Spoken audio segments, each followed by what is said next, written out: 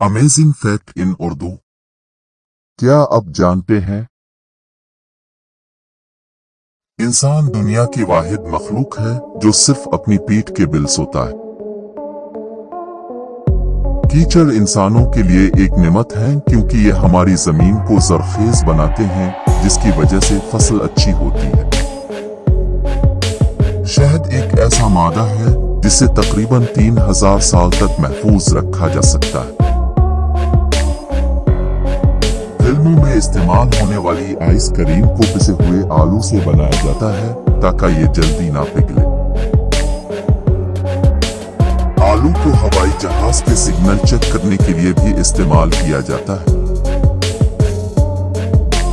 Japan में ज्यादा वजन होना गैर कानूनी है, शायद इसीलिए जापान में ज्यादा मोटे लोग नहीं हैं।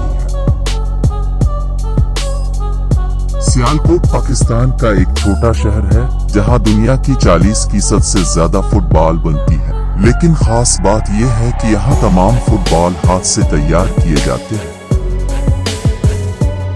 माउंटेन डू, जो आजकल बहुत से लोगों का पसंदीदा कोल्ड ड्रिंक बन चुका है, लेकिन जब इसे 1940 में बनाया गया तो उसे कोल्ड ड्रिंक के तौर पर नहीं बल्कि अल्कोहल में मिक्स करने के लिए बनाया गया था।